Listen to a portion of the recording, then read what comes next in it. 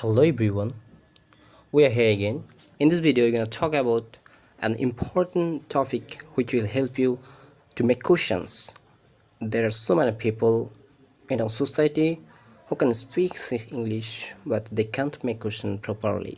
আজকের ভিডিওটাতে আমরা সেই দিকে নজর দেব যাতে আমরা খুব ভালোভাবে কোশ্চেনগুলো মেক করতে পারি। কথা বলার সাথে সাথে কোশ্চেন মেক করা কিন্তু অনেক ইম্পর্টেন্ট। একটা কনভারসেশন গ্রো করতে হলে অন্যের অপিনিয়ন কি সেটা কিন্তু জানা অনেক ইম্পর্টেন্ট জিনিস। কোশ্চেন করা ছাড়া আমার মনে হয় না যে একটা কনভারসেশন ভালোভাবে গ্রো আপ করা যায়। তো আমরা যেই প্রবলেমটা ফেস করি, আমরা স্পিকিং করতে পারি অনেকেই, কিন্তু কোশ্চেন করার ক্ষেত্রে আমাদের দুর্বলতা লক্ষ্য করা যায়। কি কোশ্চেন করব, কিভাবে করব, এটা ভুল হচ্ছে কি না, এইটা আমাদের বড় একটা মাথা ব্যথার কারণ হয়ে দাঁড়ায়। সেই জিনিসটা সলভ করার জন্য আজকে আমরা যে জিনিসটা শিখব সেটা হচ্ছে ডিডের ব্যবহার। অতীতকালের যে কোনো ধরনের প্রশ্ন করতে সেই ক্ষেত্রে খেয়াল রাখতে হবে যে ইয়া ছিল বা ইয়া ছিলেন বোঝাতে যেই ধরনের প্রশ্নগুলো আসে আমরা সব কিছু কিন্তু এটার মাধ্যমে ট্রান্সলেট করতে পারবো। চলেন দেখি বিস্তারিতভাবে কী আছে সামনে। কোনো বাক্যের শেষে যদি বা বাংলা বাক্যে যদি ইয়া ছিল বা ইয়া ছিলেন থাকে, এরকম অর্থ বোঝায়। যেমন সে কি স্কুলে গিয়েছিল, সে কি ভাত খেয়েছিল, তারা কি বাড়িতে এসেছিল, এই ধরনের কিছু। সেই ক্ষেত্রে আমরা ডিড দিয়ে সাধারণভাবে সলভ করতে পারি। যেমন did plus subject plus principal ভার্বের first form plus question mark.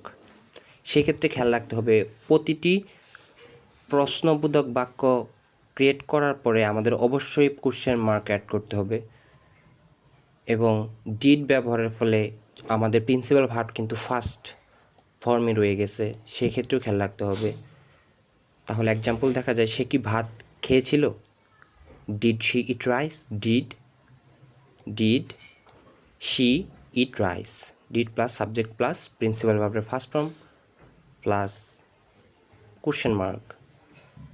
তারা কি বিদ্যালয়ে গিয়েছিল, did they go to school, তারা কি বিদ্যালয়ে গিয়েছিল, did they go to school.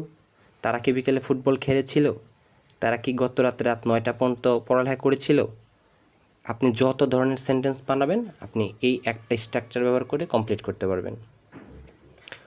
একটু ডিপে আসি, আমরা কিভাবে WH কোশ্চেন ওয়ার্ড যেগুলো আছে আমরা জানি যে 5W 1H বা অনেকে বলে WH ওয়ার্ড, সেগুলো কী সেগুলো দিয়ে কীভাবে সেন্টেন্স মেক করতে হয় সেটা আমরা একটু শিখে নিই। সেই ক্ষেত্রে আমাদের অর্থ কিন্তু আমরা এক রেখেই করব, যে ইয়া ছিলেন বা ইয়া ছিল বোঝাতে। এই রকম বাক্যর ক্ষেত্রে কোশ্চেন মার্ক আমরা কীভাবে অ্যাড করব। What, where, when, why, whom, how, these are the 5W and 1H word. And যখন আমরা কোশ্চেন মেক করব এগুলোর ব্যবহার খুব ভালোভাবে আমাদের জানতে হবে, কোনটার অর্থ কী সেটা জেনে তারপর ইউজ করতে হবে। তা না হলে হইতে পারে যে কোশ্চেন পুরোটাই আমাদের রং ওয়ার্ড প্রকাশ করবে।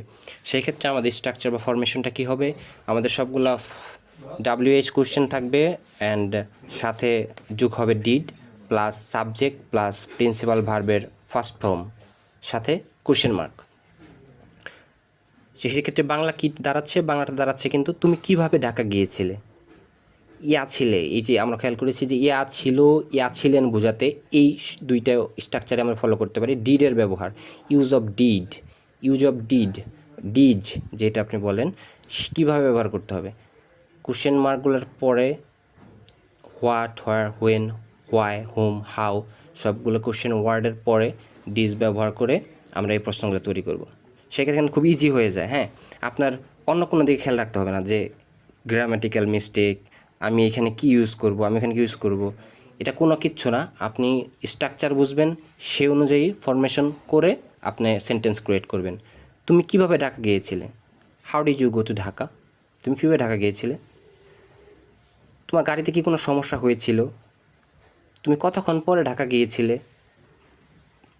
এই যে সেন্টেন্সের পার্থক্য যেটা আছে সেই ক্ষেত্রে আমাকে আগে বুঝতে হবে যে আমি এই স্ট্রাকচারের মাধ্যমে কোন সেন্টেন্সটা করতে পারবো। তুমি কিভাবে ঢাকা গিয়েছিলে, কিভাবে মানে কি, how did you go to Dhaka, তুমি কীভাবে ঢাকা গিয়েছিলে। তারা কবে এখানে এসেছিল, when did they come here, তারা কবে এখানে এসেছিল। অনেকেই একটা ভুল করে কি, ডিড ইউজ করার সাথে সাথে আবার ভার্বের পাস্ট ফর্মটা ইউজ করে ফেলে। ডিড ইউজ করলে কিন্তু খুব ভালোভাবে খেয়াল রাখতে হবে, ভার্বের পাস্ট ফর্ম ইউজ করা যাবে না, ভার্বের যে প্রেজেন্ট ফর্ম আছে সেইটা ইউজ করতে হবে। এটা একটা লক্ষণীয় বিষয়, তাছাড়া অনেক বড় ভুল হয়ে যেতে পারে আপনার সেন্টেন্স গঠনের ক্ষেত্রে। স্পিকিং ইংলিশের ক্ষেত্রে সবচেয়ে ইম্পর্ট্যান্ট জিনিসের একটা হচ্ছে এই কোশ্চেন ওয়ার্ডগুলি। কোশ্চেন যদি ভালোভাবে করা যায়, আমাদের ইংরেজি কথা বলার ডিফিকাল্টিস যেগুলো আছে অনেকাংশেই কমে যায়। আমরা এই দুইটা ওয়ার্ড ছিল এবং ছিলেন যদি আমরা বাক্য ইউজ করতে যাই, আমি মনে করি যে এই দুইটা স্ট্রাকচার যদি আপনি ভালো করে বুঝেন, আপনার অন্য কিচ্ছু লাগবে না, অন্য কোনো গ্রামাটিক্যাল রুলস, আপনার অন্যদিকে কোনো ধ্যান জ্ঞান কিচ্ছু দেওয়া লাগবে না, জাস্ট এইটুকুতেই আপনি ক্লিয়ার করতে পারবেন। Thank you all for watch this video.